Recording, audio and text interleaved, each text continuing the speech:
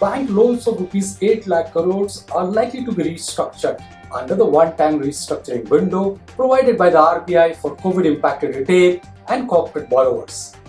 Given the past track record of high failure rate of restructuring schemes like CDR, GLR, SDR and S4A, the banks have to be extra careful as the burden of loss of NPA would eventually land at their doorstep.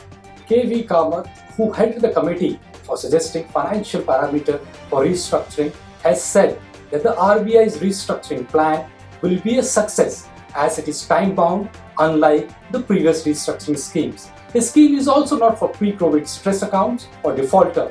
Instead, it is only open for standard accounts or good borrower at the time of COVID outbreak in March this year. The idea is to help the borrower who was severely impacted by the lockdown. But like they say, the proof of the pudding is in the eating. The success of the current scheme will be known only after 2 years. But there are critical factors that the banks have to be very careful. These are assumption of a business recovery, making adequate provisions in the balance sheet, keeping capital buffers, strict monitoring of the scheme, and finally, the plan B in case of a failure of the scheme. Let's understand each of these 5 factors in detail. The lenders have to make an assumption of business recovery or the return of the healthy cash flow in the next 2 years. The very fact that the Kamath committee has selected 26 sectors, it shows that the impact of the COVID has been across the industry. The next 2 years anyway looks very challenging as GDP is expected to contract this year. Recovery also depends to a large extent on the second stimulus which the industry is expecting. So the success of a plan also depends on the bank's assumption for recovery, which should not be too optimistic. The first sign of stress is already visible as borrowers have taken a 6-month moratorium which would result in higher EMIs or an extension of a tenor.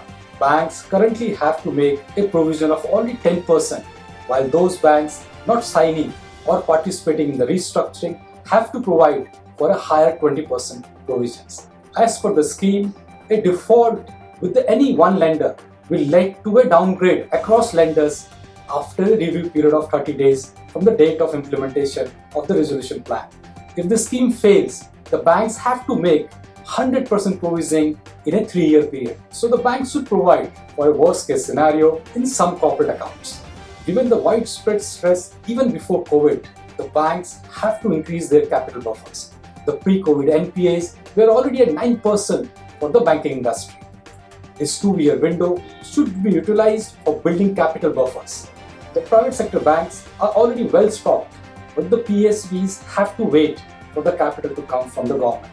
In fact, the PSB should start the process of offloading non-core businesses and cutting costs. The SBI's recent VRS is a right step which other banks should follow. Bank's biggest link in any restructuring in the past is the monitoring of the restructured account.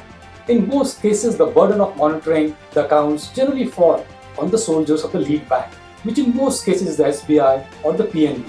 The lead banks also have limited capacity to deal with large restructured accounts. The banks or the consortium will have to create a mechanism to actively monitor the performance of the restructured account and also take timely action for correction.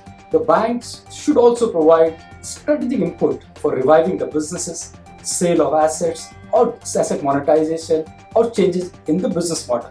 The banks should also have a plan B ready if the restructuring fails. The options generally are one-time settlement of debt or sale of asset to asset reconstruction companies or taking the company to IBC. The options like change of management or sale of company to a new promoter requires pre-IBC work to get the best value. Clearly, the loan restructuring by banks is going to be a daunting task given the economic challenges. The banks have to tick all the right boxes to make it a success.